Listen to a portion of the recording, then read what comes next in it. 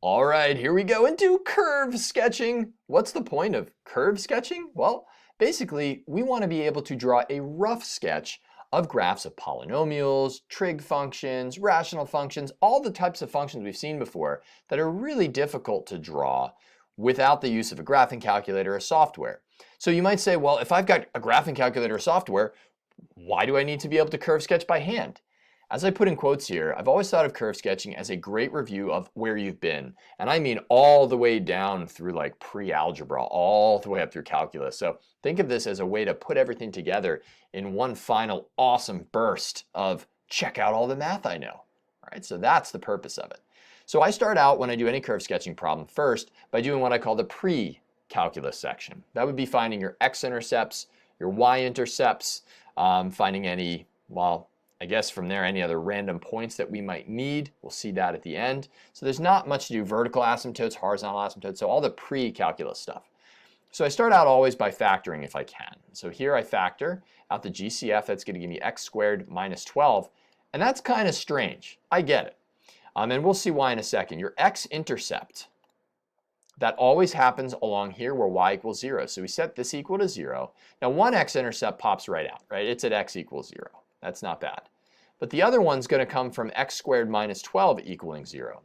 Okay, I get that that's weird because you'd add 12 to both sides. And remember to take the positive or negative square root. So that'd be x equals minus root 12 and then plus root 12. And you can break that root 12 down to the 2 root 3 that it is, or leave it like this. Either way is fine, right? Our goal is to sketch.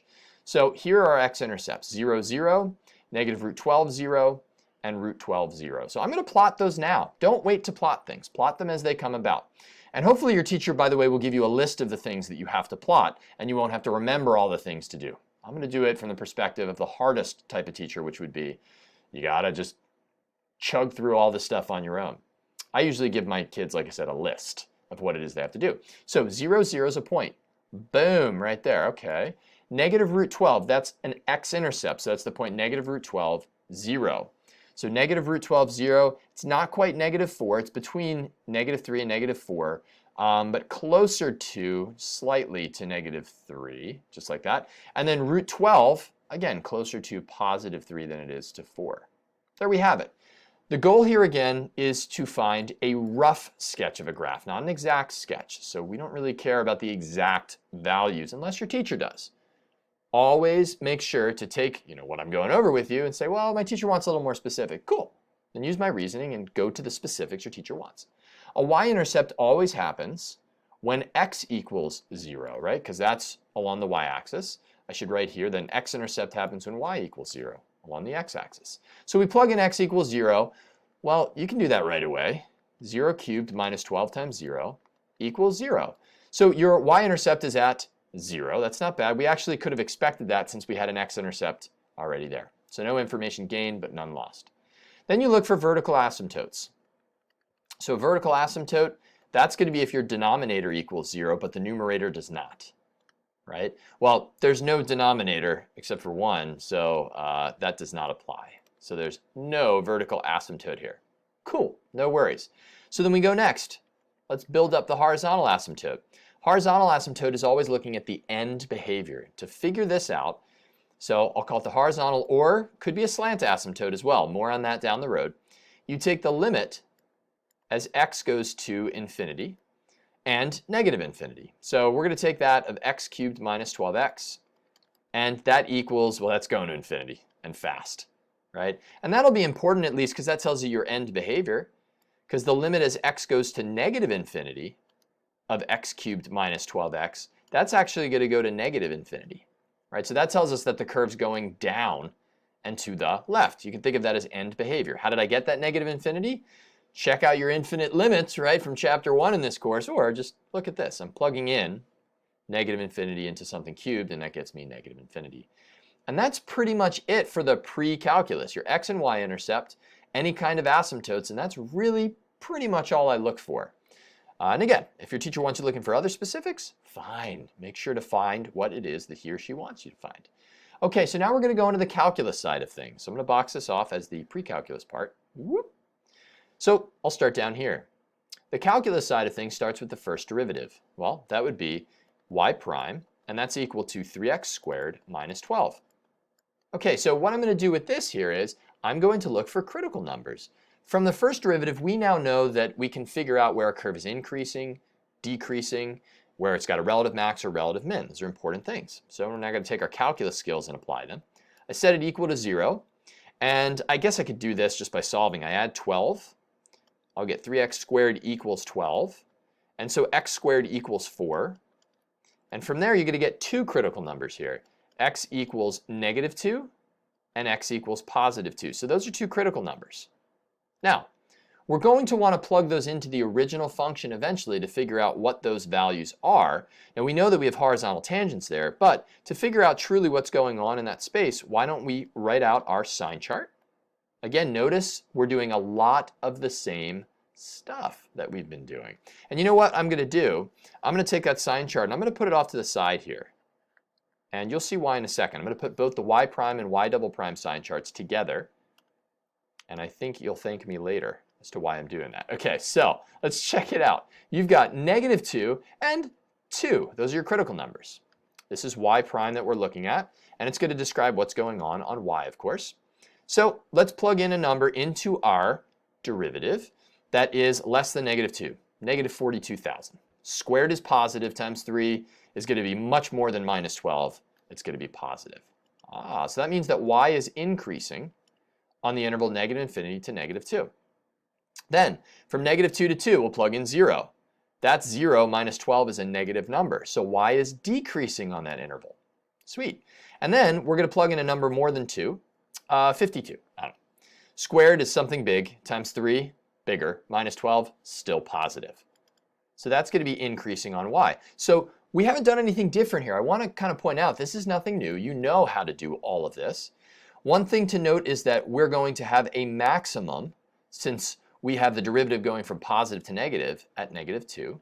So that's going to be a local maximum. And then we're going to have a local minimum at x equals 2 because we're going from negative to positive on the derivative. Okay, so maybe let's state those out. So we've got a local max at, and that's again going to be at x equals negative 2, but we've got to plug that in to figure out what that y value is. So that's going to be negative 2 cubed is negative 8. Negative 2 times a negative 12 is positive 24, so it's going to be negative 2 comma 16. So that'll be off the graph, not a big deal. So that's somewhere like up here roughly. All right, just again, a rough sketch. So negative 216 is my local maximum. The local minimum is going to occur at 2, right? And that one's going to be, well, way off the graph, I think. So we've got our local minimum. We'll plug in 2. Not so bad. So I've got 2. Cubed is 8 minus 24 is negative 16. A little bit of symmetry there.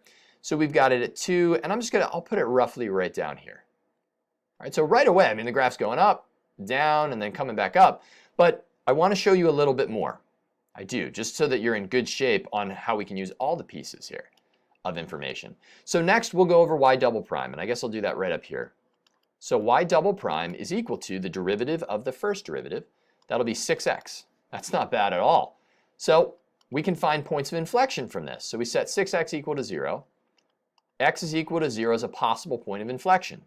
So again, I'm going to do out another number line. This time it'll tell us about the concavity on y. And that's going to be lined up right here at 0. Notice I'm lining up the numbers so that we can make some nice conclusions from these number lines. Below 0, the second derivative would be negative. Pick like negative 5.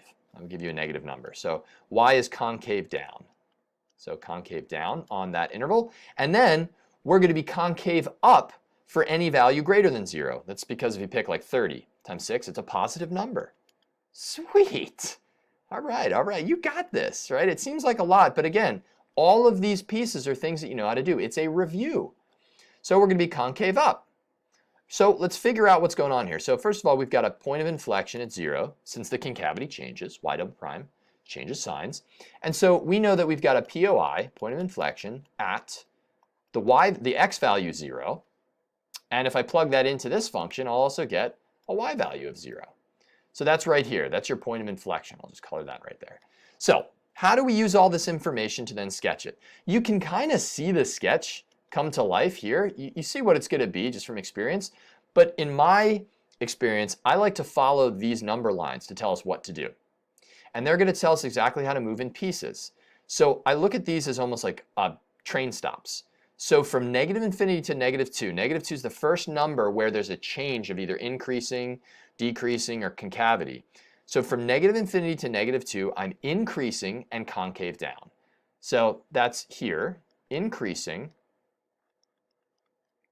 And again, it's not a perfect sketch.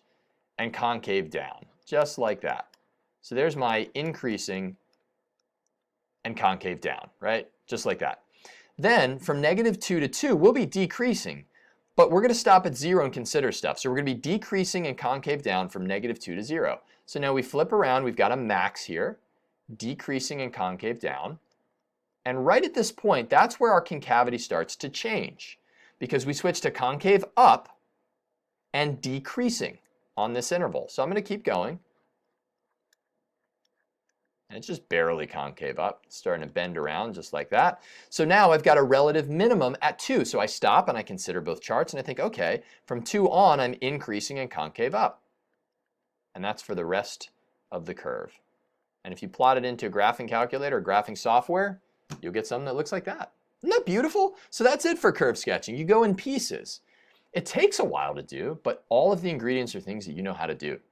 I'm going to spend the rest of this lesson in the other videos just doing other kinds of functions, but I'm not going to change how it is that I approach the problems. Peace.